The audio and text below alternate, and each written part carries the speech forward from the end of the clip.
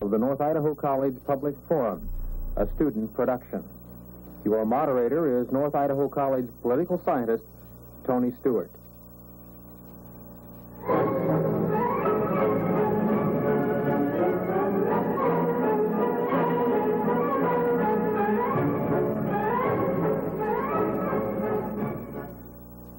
Good evening, ladies and gentlemen.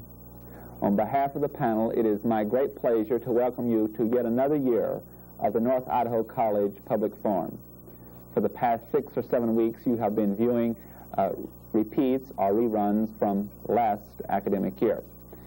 This year, we wish to bring to you another 12 months of programming from the campus of North Idaho College, in which we interview personalities from throughout the United States and even other parts of the world from time to time on a variety of subjects. Tonight, I would like to also welcome back to our programming 3 panel members that we had with us during the last year. To my far left is Richard Heineman, who has done his graduate work at Washington State University, where he is completing his doctorate. He teaches in the Division of Communication Arts at North Idaho College, and he's also director of our debate program. Welcome back for another year. Thank you, Tony.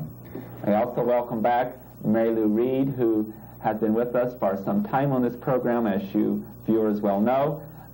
Mrs. Reed did her graduate work in theology at Columbia University in New York, and she is very active in both partisan political activities and environmental circles throughout the Northwest. Welcome back for another year. Thank you, Tony. And certainly, last but not least is Dr. Ken Wright, who is chairman of the Division of Physical Sciences at North Idaho College and got his doctorate at the University of Idaho. Ken, it's a pleasure having you back. Thanks, Tony. I also want to take this opportunity to welcome back many members of our TV crew and some new members. We're delighted to have you with us this year and doing the fine work that you do. Let us get to our program this evening. I think you're going to enjoy the topic since it is one of great interest. We have 2 guests to discuss with us tonight. Unidentified flying objects are often described as UFOs or flying saucers. To my far right is Mr. Fred Jarlston. He is a licensed professional mechanical engineer and also a licensed pilot. He has been on campus today with our other guest, his wife, Lenore Croft Jarlston, who is an expert and a speaker throughout the United States and even other parts of the world on this subject. She has toured and has been a speaker and also a gatherer of data in much of Europe and other parts of the United States and in Canada. It's a pleasure welcoming both of you. Thank you very much. Thank you. It's our pleasure to be here. We'll proceed to questions at once. And the first question this evening from Mr. Heineman. I'll direct my first question to Mrs. Jarlston. When and why did you become interested in the, I'll use the word alleged UFOs? Okay. 1947, I was raising a family in Seattle, Washington, and I heard this astounding news broadcast where a pilot, a member of Civil Air Patrol, talked about 9 disc-shaped objects that he had sighted flying around Mount Rainier. And a few hours later, I heard an official representing one of our state departments in Washington, D.C. begin to authenticate the subject, or the disc-shaped objects, began to talk about phenomena that our Earth scientists were familiar with, including extraterrestrial life. So you can begin to assume, Mr. Heineman, that I believe UFO merely represents extraterrestrial observers and or visitors. I became interested at that time. I've been actively involved talking about the subject as a private citizen, a layman, for the last 11 years, traveling maybe 500,000 miles. Well, in 1947, at this time, was there anything particular in your background, your academic training, that sort of led you into the work you're in now? I don't think so. I think I was born with a mind that is capable of reason and logic and the ability or faculty to believe, to accept, to look into anything. And I began to explore the possibility and what UFO could mean and what it is, really. And so it's safe to say that since 1947 that you've been very much involved in this type of work. Listening very carefully. Thank you. Mrs. Reed. Well, Lenore and Fred, do you believe that these UFOs are from our own solar system? Do you have opinions on this, and do you have anything to sort of back up these opinions? Okay, we'll just butt into each other. Right. Okay. Number one, we have to give you the official opinion, and that's Air Force, as far as the American people are concerned. They have long since closed their Project Blue Book, which was their official investigation of UFO. If you'll remember, they closed this in 1971, I believe, Dayton, the Wright-Patterson Air Force Base in Dayton, Ohio. Now they, after closing their official investigation, still gave information regarding this subject to their cadets. Now they said that there was enough provocation in the sightings that they investigated to indicate that we were being observed by not only one different system, but 4 systems. 4 different types of vehicles observed and 4 different types of creatures, according to the American people who have been claiming that they have sighted these objects and etc. So the system, I don't know. Might be our own solar system, at least interstellar. What do you think, Fred? I think that they are most likely interstellar. Well, do you think they're trying to communicate with us? Is this part of the reason that your interest is continuing, that you feel that there's a message here that they are trying to bring and that you can play a part in this? Either one of us, I guess. Definitely the attempt is being made to communicate with us, and I think that they are interested in us, and particularly so since 1947, because we have been involved in researching the structure of the atom. And we're researching one area of the breakdown of the atom. And my understanding is that if we continue with only an investigation and research in this particular area and gain knowledge where we could explode, for example, 7 N-bombs simultaneously, that we could destroy or affect the balance of our own solar system. So if intelligent life forms exist in our solar system, I'm sure that the reason for the intense interest they've shown in us is because of our technical knowledge, you see, in that area. I think this problem of communications is an area where many of us have a problem believing, because there certainly is a lot of space research going on and research centers who are trying to establish space communications with different kinds of electronic media. How do you explain it to yourself that these UFOs do not use these already established lines of communication? Why are they not trying to reach our space centers? Do you perhaps not feel that this attempt has been made and it's not been divulged? For instance, you know what the 3 huge tracking stations that they have, one in Australia, one in Africa, and one in the United States for following the manned program to the moon.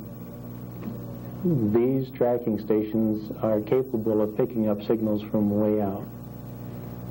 And in fact, they're used for the spacecraft that have gone out to explore our other planets in our solar system. And it occurred one time that one of the craft that was traveling out deviated from course unscheduled. The signal increased in magnitude, and after a period of time decreased in magnitude. This was over a period of a day. Everything was taped and recorded, and every tape for every day is filed. One copy at the site and one copy sent back to the United States for NASA. And very strangely, that one extra copy, when the individual that was involved in the occasion and became curious and wanted to go back and review the tape, he found it missing, the only one in the file missing. So isn't it rather strange? Okay. Does that explain what might happen to the communications we may have? Well, I think probably this is an area that can be pursued by someone else. If Dr. Rattle, excuse me, I'd like to interject a question while we're on this subject, and then we'll come back to him. This question is for Mrs. Jarrelson. In relation to what Mary Lou Reed has asked today, I noticed during your presentation, which I enjoyed very much, that you did delve into life and whether or not it's confined to the Earth or whether we are the center of the universe, and you also gave some historical comments concerning that. Would you take just a minute for our viewing audience to give this viewpoint that you have about whether or not this is the only place where life might be found or how this relates to UFOs. Okay. One of the astronomical figures that supports our theory was given by Dr. Hynek. He said, just for the sake of argument, let's point to some of these astronomical facts. He said that in the universe, now we think we're going to probably come into a new term. I want to use the term omniverse because we're dealing with time-dimensional aspects and different things. Concepts are being added all the time. He said that in the universe that we know, take a 2, follow it by 20 zeros, and you get some idea of the different star systems like we see in our Idaho, Montana skies.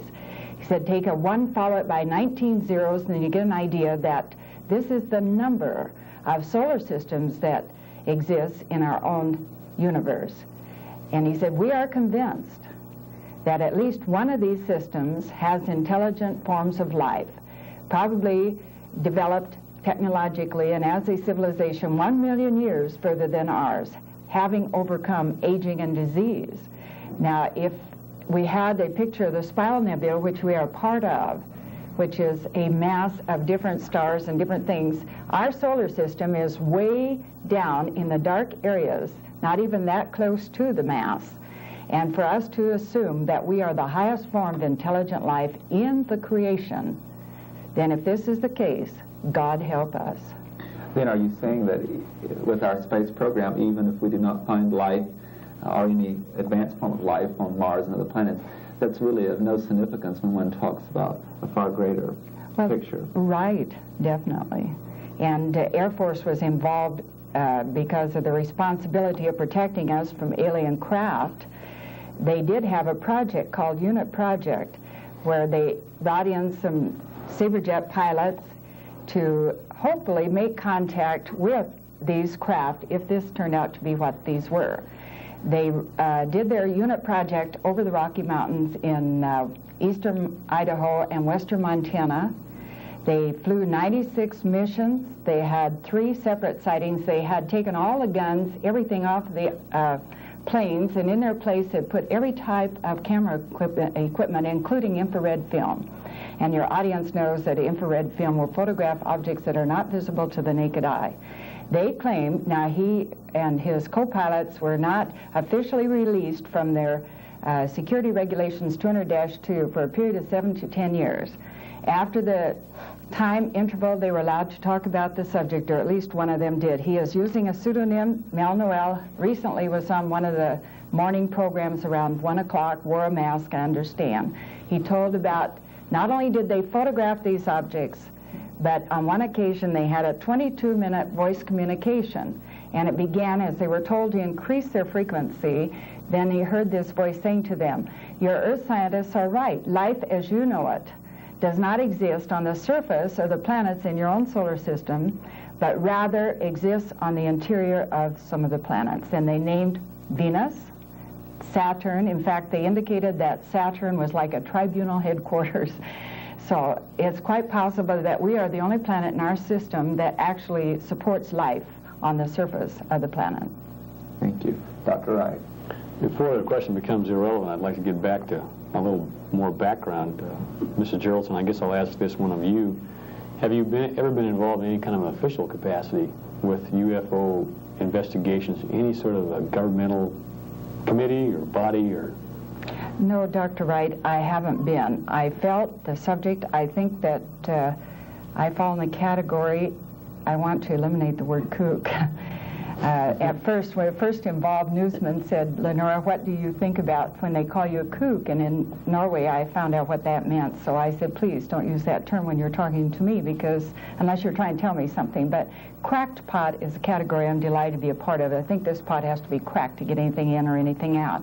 So I just felt it was important. I had accrued the information, and all of a sudden I was just catapulted, because people that were in the field of science were not yet ready to even lend any credibility to this subject. Now they are. We have Dr. Hynek, Dr. Stanton Friedman, University of California, and different ones who say that UFO are real. Not only are they real, Dr. Stanton says extraterrestrials live and work among us, and they always have. But my background is I'm a grandmother. I have 6 children, born in Missoula, and I've just accrued the information, and they tell me that I try to stay in the area of what we call statistics, and just relating, listening primarily. How do you accrue your statistics? What's your... just listening and listening and talking. I've met people like Dr. Uray, and have talked about the different areas of the American people, for example, probably are not even familiar with in Lear's laboratory, where they have disassembled the atomic structure of a glass of water, transported along the electric wire, and reassembled it intact at the other end. Now, we're involved in scientific efforts of this type and scope, and yet we begin to evaluate what we're looking at. I have seen the objects, and I have never hallucinated in my life, and I'm not interested in perpetuating a hoax of any type. I think these are very real, and I am probably simple enough to accept the truth behind them, the fact that they are real and that these are extraterrestrial craft. So I present it that way. Okay, Fred, have you been involved in any kind of a official... Not in even as a an layman? official, no. I have, however, in 1950, I had my first real sighting. At that time, I wasn't aware of the UFO business at all. I saw a craft, which we term a mother craft, that had to be blocks long, and the altitude of the craft is hard to determine if you consider looking at an airplane. And you see a 737 go by, and it looks like it's traveling pretty fast. But if you see a 747 go by and it's much further out, it looks like it's going very slow. And yet they could look relatively the same size. Well, this craft was so high at Albuquerque, where I was located, it was so high that it easily cleared the Sandia Mountains, which are 10,000 feet. And without deviating from its course, it was well above. So the actual size must have been huge. Yet there were no protrusions. It was a cigar-shaped, huge, kind of grayish vehicle. And I just filed it away with curiosity and let it go. And then later on, as I got acquainted with the subject, I began to pay attention. I've seen a few other sightings, not nearly so spectacular. Do you feel as though your lines of communication are really limited because you're not don't have access to official government files? Not at all. As a matter of fact, Dr. Wright, people, and especially laymen, quickly come to us and talk about their sightings. An example is Western Montana, and one of the professors, School of Journalism, works for the Missoulian, went out in 1964 and talked to a family up Rattlesnake Canyon who claimed that these objects flew over their barn for a period of a week, and maybe some of you are familiar with the account, but anyway, their 12-year-old grandson said not only did the object fly over the barn, but that it landed and the pilot communicated and talked to me. So when Professor Phil Hess interviewed the family, he says, aha, just so much stupidity and a bunch of kooks, really. Until he talked to this family, he said, boy, when I realized that there wasn't anything, that they were not even very well educated, there just wasn't any reason to relate sighting of this type. And of course they were ricocheted into a type of fame which they didn't want. But the people will talk to us. I've had farmer after farmer come forward and say, Lenora, I'd like to tell you what I saw hovering over my ranch, and this was the type of thing. And we feel that the communication, because of the ridicule that has been attached to the subject, that our lines are maybe even more open than most. Do you keep a file? Excuse me. Oh. Professor Hyman. Fred, when did you first see your UFO? It was 1950 when I saw that mother craft. And what about you, Lenore? One sighting that I relate was September of 1964, Ballard, which is one of our areas in Seattle, was what we call a night sighting. I had stepped out of my car and I happened to glance up into the night sky. I observed 7 objects flying in formation. They are what we call a bell-shaped craft.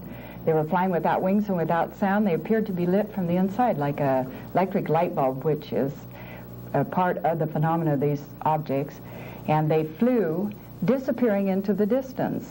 Now, I related this sighting because I saw it. I'm convinced that I saw something that was very real. And I had the feeling then that they were not using jet and thrust as we understand the law of aerodynamics in our atmosphere determines, but that they were using some kind of a force where they could harness the elements. They disappeared flying out over the sound. Now, if it had been just me, I could probably assume, like, well, perhaps I was just seeing something or relating a natural phenomena. But other people observed the same peculiar formation flying, and some of the people that came forward and authenticated the sighting were military officers, pilots, and etc. It was reported in one of the Seattle newspapers. That one I do relate. Well, now, how long did you have these objects within your range of vision? Okay, I don't know how to determine or arrive at the time. I think probably a matter of 30 to 40 seconds. The range of vision was kind of limited. If you're familiar with Ballard at all. Yeah, I am. Okay. Then I was on 51st Northwest, so I had to relate to a stationary object, which, you know, you gather your radius and azimuth from. So, and they were moving up above the treetop, you know, the heights of the trees. So I don't even know maybe 30 to 40 seconds. Now, how high off the ground? I don't know how to determine, or didn't then. So roughly. Right. Maybe 1,000 feet. Once you get a little frustrated, you became interested in this in 1947, and your first sighting wasn't until 1964. I didn't say my first sighting, Mr. Heinemann. Oh. I said one that I relate because it's been authenticated. Of course, the minute that you do give any credibility to the subject and begin to look, then you see all kinds of things that could fall in this category. All right, now we're assuming that these objects are from outer space. Mm-hmm. Is that a fair assumption? Could they originate, let's say, in this Earth, on this Earth? Some of the craft, I'm sure, has originated in, we've heard reports that at the conclusion of Second World War, scientists from Europe were taken to South America by their own permission, and that they had perfected disc-shaped craft. So some of the objects that people have cited probably are Earth-made. But we're talking about objects that hover in midair. And so to accept this, then we're going to have to also accept that somewhere in outer space, in the inner planet, there are factories set up, very highly scientific, technological production lines going. Maybe they do exist, but maybe not on planets. But they have to be constructed somewhere. Well, I'm sure that they do, but... and that would call for a factory of some type? Right. I assume, as we understand today. Yeah. Now, we've heard a lot of interesting theories about how they motivate and the type of energy that they use to travel interstellar. And I hadn't given much thought to factories, but I guess that they would have to have factories. I've heard that they have what we call mother craft, that their force of propulsion is so great that they're almost like a satellite when they come in close to our own atmosphere, creating problems, or could, that they stay something like 10,000 miles above our own atmosphere, and we know what that is, ionosphere, stratosphere, and etc. That entire lifetimes are lived upon these crafts, so I'm sure that whatever they need, they're able to... But now nobody... We'll have to go on. Mary Lou Reed. Yes, would you discuss some of the other explanations that are given? Two that I have in mind are swamp gas, and the other, which was an interesting example of your own, which was the one in Lubbock, Texas, where they were saying that this was a reflection from the belly of geese flying overhead. Could you just tell us how you feel about these explanations? Do you think some of them are valid and some of them are just do not hit the point? Okay. Feel free to interrupt, because there's one thing we're happy to talk about, our favorite subject.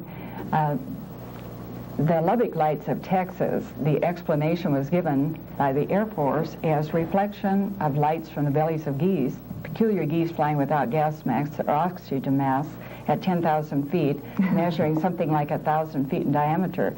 I've also talked to meteorologists, especially in Wyoming, who was a federal meteorologist, and he told me that all weather balloons throughout the world look the same. They fly the same type of whatever air current, And he said that we have been credited with so many of the phenomena that, well, for example, he said that the Air Force would call him and say, well, we've got a rash of reports from citizens in Wyoming, for example, who claim that they have sighted an object flying over their communities. Now, did you put up a weather balloon? Yes, well, we put it up 72 hours prior to the sightings. So then the news was released through the media that the United States Weather Bureau had released weather balloons, and he said they were getting just a little bit fed up with this, you know, that they felt that UFO and not weather balloons. The swamp gas thing, Dr. Hynek was credited with this astounding analysis, but he denied saying it. He said that swamp gas is a phenomenon peculiar to the Ann Arbor, Michigan area. And he said that it probably wouldn't be doing the things that the citizens of the community observed. The sheriff and some of the law enforcement agents observed these objects flying in daylight, waffle-shaped craft. We have the interviews on these on tape. And law enforcement agents observed these and gave chase to them. So swamp gas doesn't do this. Rather interestingly, not only does it not travel, but I've never heard of swamp gas or balloons accelerating suddenly to thousands of miles an hour and doing right-angle turns, very sharp turns, or decelerating suddenly, stopping, going back the other direction very rapidly, either up or down or horizontally. Well, now you feel that NASA and the Air Force has information that they really are keeping from the American people. Do you have any, what's your explanation? Okay. Why? Let me throw one at you that you may be familiar with that occurred just early this year, I think it was, where we had a so-called meteorite impact down near Centralia. Do you remember that incident? It was cited supposedly from Idaho as well as Canada and Oregon and Washington as this bright object came in from above. And interestingly, I followed the reports very carefully, and they were piecemeal, but this is the sequence. A couple of Army helicopter pilots reported having observed this bright object they thought was a meteorite come in from above, and a distance not too far from them, it went through a thin cloud layer, and as it went through, it appeared to explode. And they overflew the area thinking that they were going to see a forest fire started. They got over the area and they saw a light glow, but only a small light glow. Now, if you stop and analyze, whatever it was went through the cloud layers, it went through the clouds themselves, it would have diffused the light and appeared to explode. Once it was below, it would no longer be diffused light, and it would look like it kind of disappeared, depending on the cover of the clouds. And with that, just observing, a couple of days later, there was an announcement in the news media that there were a couple of NASA officials that suddenly came from Washington to the area.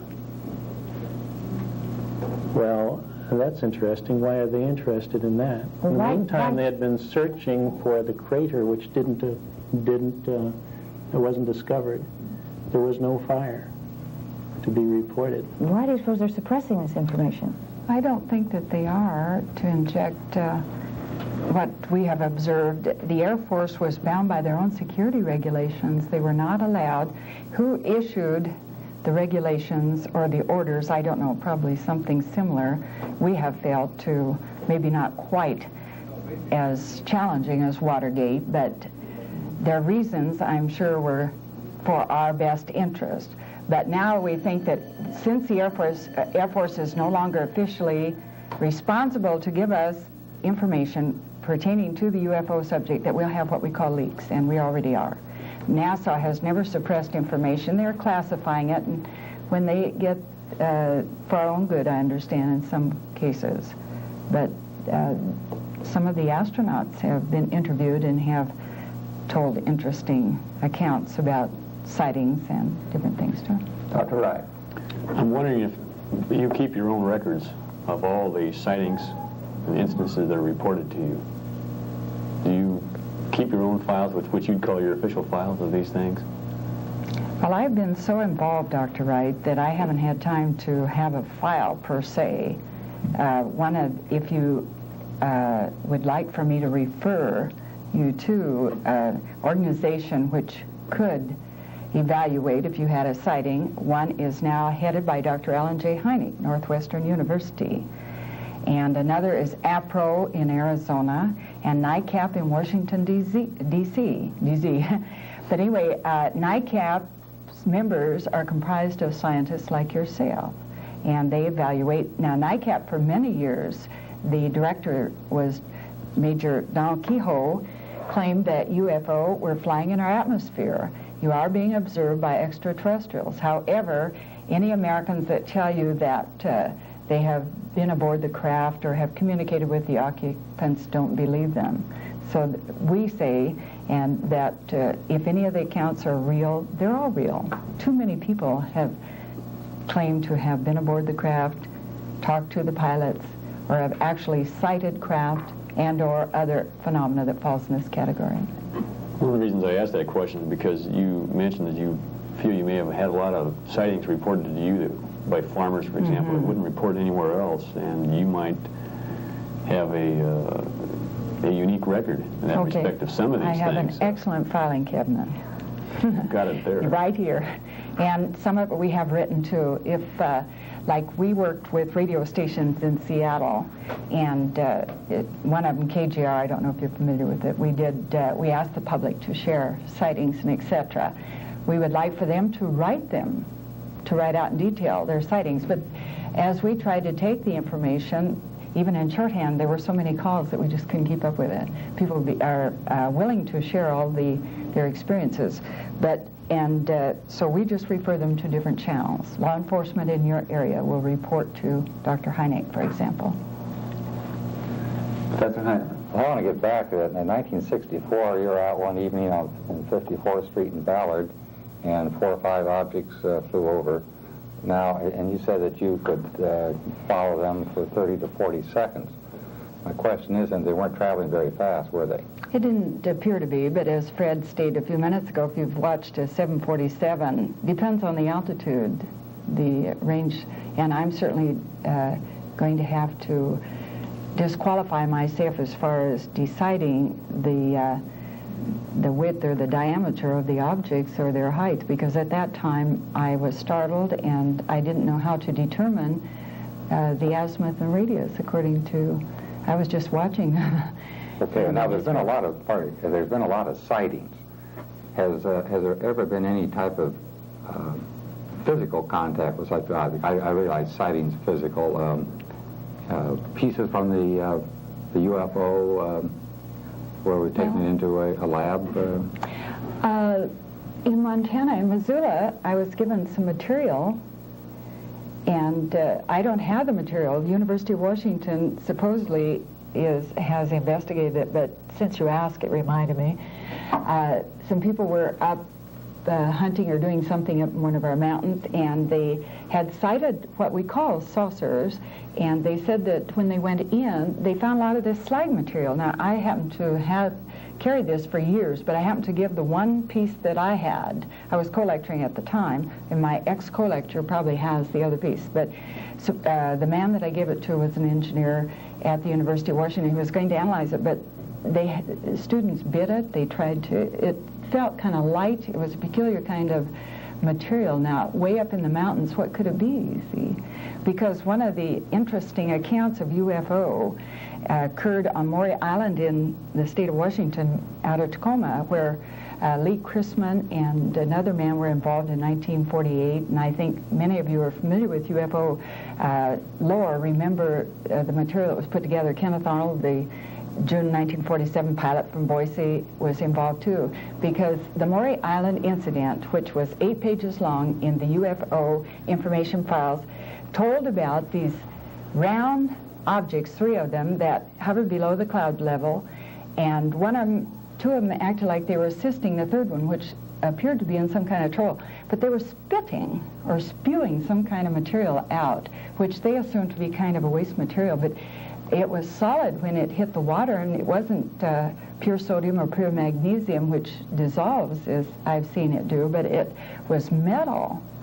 And in fact, one dog was killed, which was hit by the fragments, and this metal was picked up by military at Fort Lewis when Lee Chrisman finally, they went to news media and they were involved. It was All right, now was it analyzed? I don't know, because this is where we're hoping that we'll get some of this information out. Well, what about the gentleman at the University of Washington? Okay. Did he run it through the lab? Or I whatever? really don't know. I'm just, I gave it to him and hoped that he did. Don't you think it's highly unusual that he wouldn't, if he actually had some of this material from UFO? Well, that he if wouldn't the release material turned out to be, what would it be?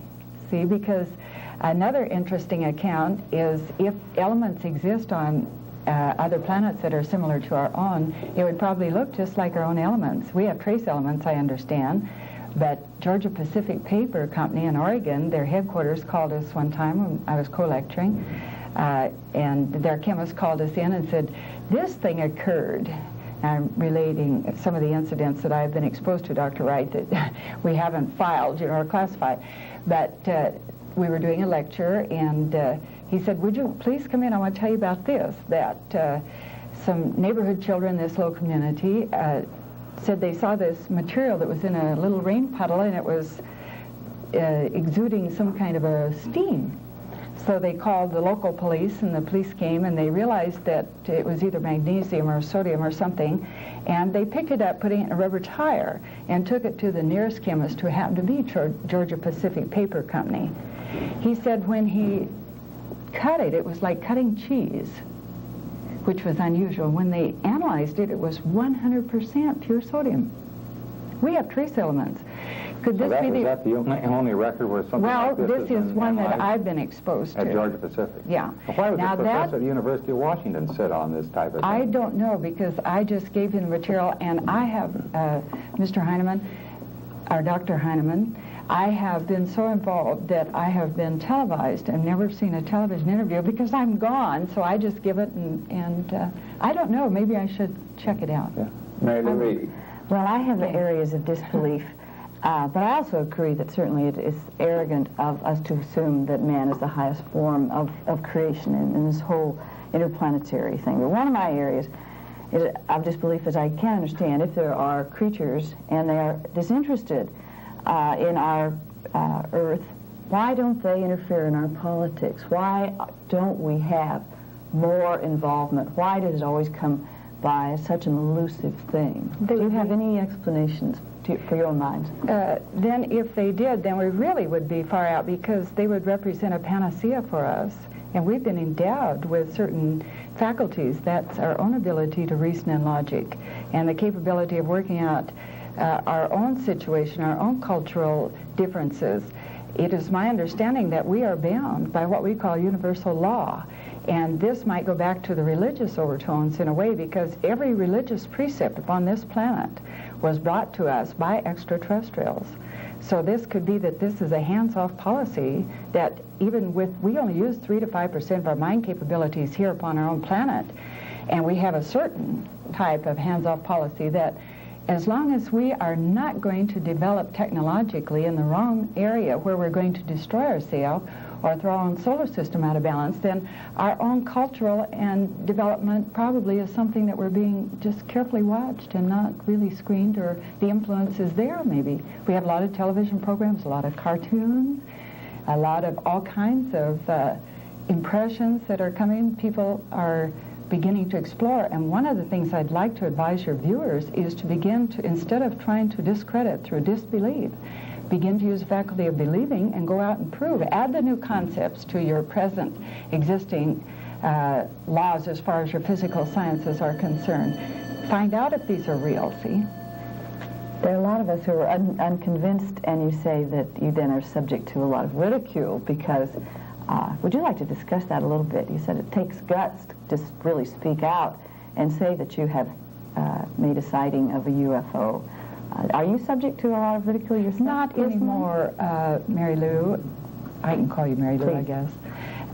Not anymore. In the beginning, of course, it's hard to look someone in the eye and tell, you know, if you're the least bit credible.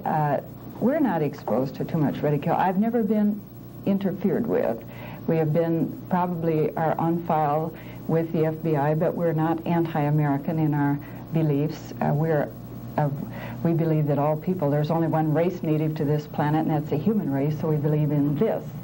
But we've never been interfered with in any way by any FBI or CIA, and I'm sure that we've been screened. They just happen to like middle-aged red-headed gals, I guess.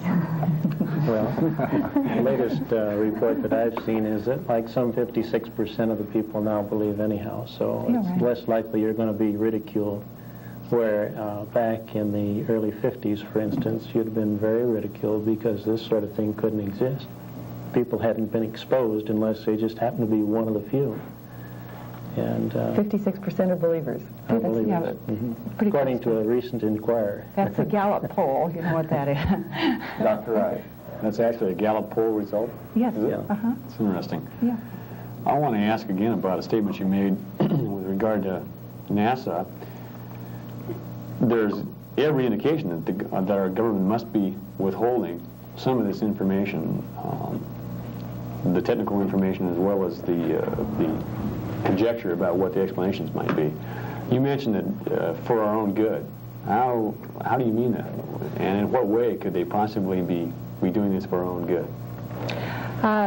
They invoked their security regulations 200-2. Are you familiar with that?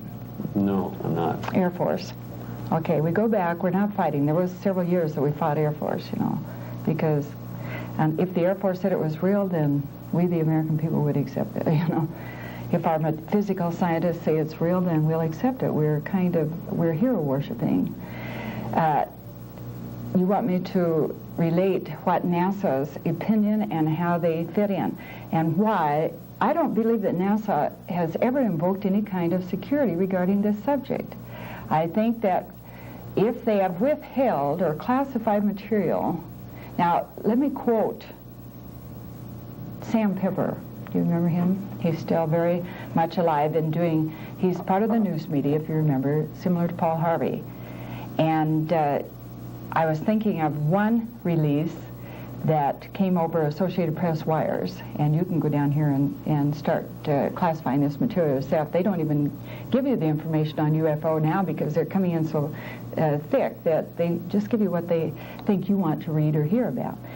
But anyway, according to Dr. Sam Pepper, that when we made our moon landing, that conversation ensued. Now, don't quote me verbatim, but I'm just remembering general portions of it, that they had landed on the moon or were attempting to land, and the conversation went something like this: my God, they're already there. They're here ahead of us. I thought maybe the Russians had landed and they'd found vodka bottles, I wasn't sure. And said, they're here ahead of us. And Houston says, what are you talking about? And they said, well, there are space people here. They already have craft here. And Houston says, would you repeat? Would you repeat? And they said, well, we're almost afraid to land. And Houston kept interjecting, and then there was garbled information. Of course, it takes 15 seconds, I understand, for this material to be relayed through Houston and back to the American people. So if they needed to qualify to evaluate the information they were hearing, then I'm sure that they certainly could do it. But this is one of the conversations we understand that was picked up before they were able to classify it. Now, just putting this out, I don't know any scientific explanations for this. That's up to you. I have a question again for Lenore. During your speech to the student body earlier today, you indicated that various individuals within the United States, and at least, had made contact with the craft and had touched it, and some had gone aboard, and some had been taken on trips. I have read about these reports myself, and one thing I find interesting from reading those is that some indicate that they communicated with them verbally in the English language, or as we know it. Others have indicated that they were very, what we describe as unusual looking, and no eyes and so forth, and only little beaks and no conversation. Would you elaborate upon this whole issue and also attempt to explain why different individuals would be describing these persons or whatever they be in such different terms. Okay, I'll do my best. For one thing, we're talking about thousands of accounts, and I talked briefly about Dr. Daniel Fry, and of course he's very well known in our field of ufology and travels and talks about the subject, talking to people like the Astronautical Society and qualified to talk to engineering scientists and different ones. So he's the one that claims that a 25-foot spheroid object landed near him on White Sands Proving Ground in 1950, and he took a ride over New York City and back in 32 minutes. Now, there have been other thousands of reports of people communicating with the pilots. We've got 4 different types of creature that has been cataloged, and maybe even classified, I'm not sure. But some of these, in my opinion, you asked for my opinion, okay, I think some of these are animal forms, or that we send monkeys out into space. So I'm sure that if we are being observed, if this is indeed what UFO means, that probably they are sending animals to investigate and evaluate the very uncivilized people that exist upon this planet. And some of the American people tell about being attacked. That I think if these are authentic or true accounts, that probably they have approached the creature, and the creature was simply protecting itself. Now, I've heard accounts where one very romantic account was a high school boy in Oregon. In Reno, Nevada, in 1966, we had a worldwide convention of people talking about this subject. We got them together to talk about it, and the news media came after him. He told about going home, walking home from school, and being confronted by a 7-foot-tall, ebony black woman who communicated to him using kind of chirps out of the area of her throat. And she had green eyes, and he was able to communicate. So this, of course, hit the headlines. No wonder, I don't know if it's a true account or anything about it, except no wonder it took the American people a little while to begin to maybe evaluate that this really is a credible subject. We have other accounts, like in Mississippi, where 2 men, average educational backgrounds, that were taken up by two creatures they described that had kind of claws that took them aboard a craft. We have another account, Barney and Betty Hill. The book is titled The Interrupted Journey. Barney Hill is dead, but he and his wife, traveling from Canada down to New York City, claimed that they went through an experience that they were unable to recall using their conscious mind until they went through a year of psychoanalysis through hypnotic means, were able to recall under separate conditions the same existing account where they were taken aboard. I don't know why my mind keeps wanting to throw this in. You ask about a contact. And in South America, APRO put together and interviewed a young man who had a sexual contact with a blonde for 4.5 hours aboard the craft. This wouldn't be shocking to me, because I'm sure that if they are interested in us, they're probably also interested in whether or not that we could reproduce or have progeny by our reproductive methods. So the different accounts of contacts and etc., the different types of humanoids, the kind I happen to like are the ones that look like us. We understand, like the Barney and Betty Hill account, where they were taken aboard and they were given physical examinations.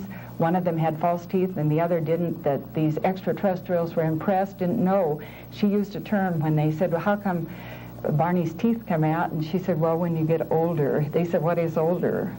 They had evidently, as a culture, had developed where they didn't have false teeth. And anyway, these people are human beings, whatever they are. Human means tiger. Hugh is Latin phrase meaning tiger, so I want to call him man. Had mouths without lips, as we understand them.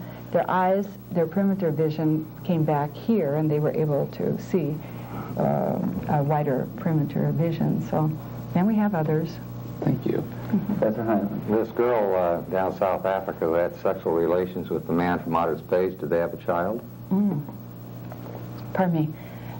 Dr. Heinemann, it was South America, and it was South a young America. man. Oh, okay. A student, okay? All right. So he I doesn't really don't know, because he...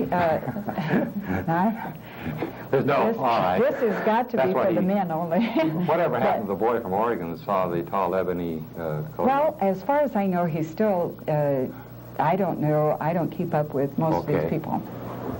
Do you want to go back just a moment? I'm not ashamed of the other account. It's Oh, no, only- no. I Okay. just curious what happened. He What are you developed doing a now? rash after several months, and this is what brought him into the UFO picture, because evidently they used a peculiar kind of tranquilizing method when they got him aboard the craft. They forced him to go aboard the Is craft. this the one in South America? South America, Okay. yes, and it's a very interesting account, a very scientific account, and I'm not the least bit uptight about it. I think it's really great if that's what they want to do. I don't know if they reproduced. What did he say about it? Well, he said he liked it. Really? Okay. All right, let's Now- get into another area okay. here, quickly. Has any definite pattern developed as to when these UFOs appear, as far as the geographic locations, the day, month, day, night, whatever? None at all. Night sightings are more prevalent because people can see further at night, and they note the lights that fly through the atmosphere. And this might be interesting. In talking to NASA officials many years ago, and I don't know what has occurred today, but they informed me that only 5 satellites were visible to the naked eye from all of the world at that time, and only 1 visible to the people in the Western Hemisphere by using just the naked vision.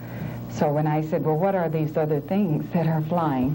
They said, this is why we're watching you, in case that you might come up with an answer. They're UFO. We don't know. This is kind of an extension of Dick's question. I noticed that most of the pictures that you showed in the slide presentation to the students were from the 1950s, when this whole topic kind of caught the national imagination. And it has kind of receded since the beginning of the space program. I think UFOs have not quite been as much in the news. Are there actually as many sightings being reported as there were in the 1950s, and they aren't receiving the attention, or have they actually declined? My understanding is it's just not newsworthy any longer. The sightings are continuing. The At the ticker same tapes rate? carry them, but they don't pick them up and send them out to the public. The public wants to see certain news items according to the media, and that's what they carry forth. Dr. Wright. As a matter of fact, the report is that they're increasing rather than decreasing. Right. Fred, I'll ask this one of you. When the U.S. Air Force first started their investigation, the attitude was that the UFOs might represent a foreign threat to us from Earth, but for example, the Russians, they thought. And they continued their investigation and finally came up with the Condon report and disbanded Project Blue Book and so forth. I'm wondering, do you think that that these extraterrestrial visitors, which you're convinced they are, represent any kind of a threat to those of us on Earth? What's your personal... I personally don't think they represent a threat. I think that they're abiding by, as you mentioned, the universal laws. And they're observing us with interest because we are a developing species, and now in a very rapid rate of development, in which we've developed scientifically beyond our psychological and spiritual development. And we are, as a result, a concern to them because we now are still unable to get together with each other, or get along with each other. We are fighting amongst ourselves, but we have the wherewithal to destroy ourselves in the process, technically.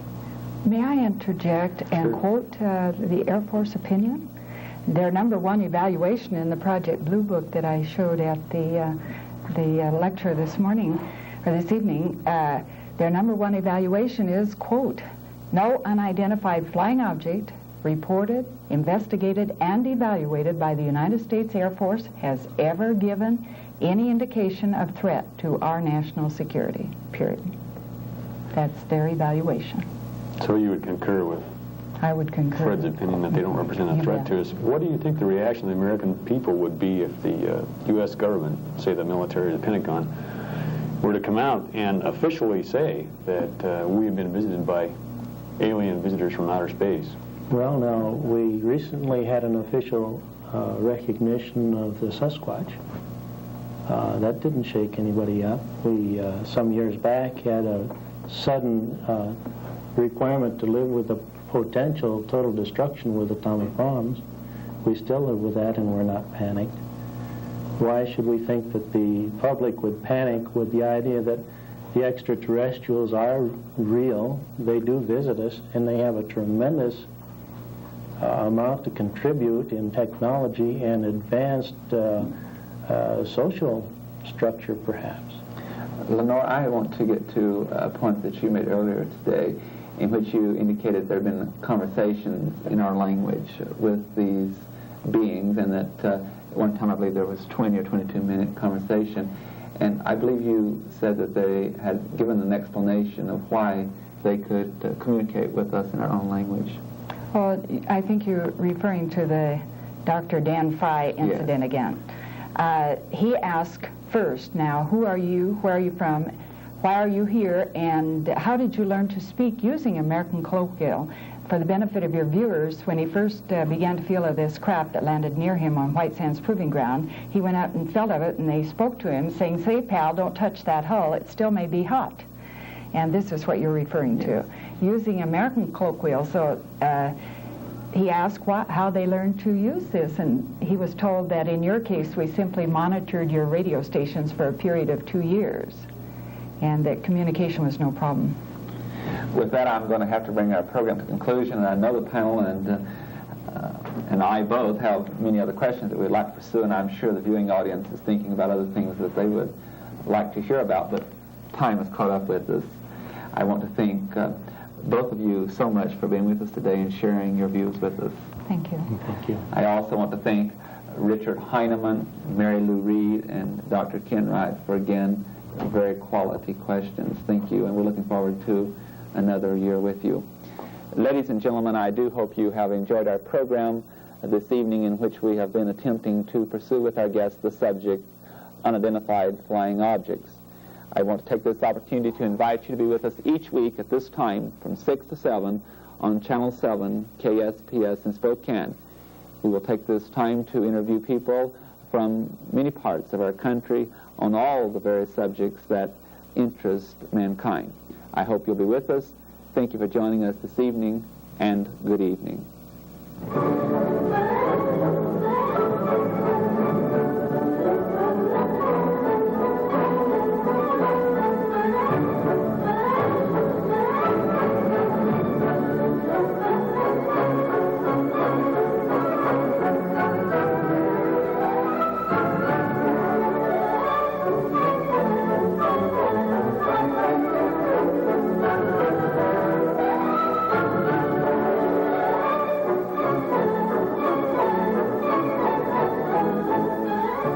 The North Idaho College Public Forum can be seen at this same time each week over this station.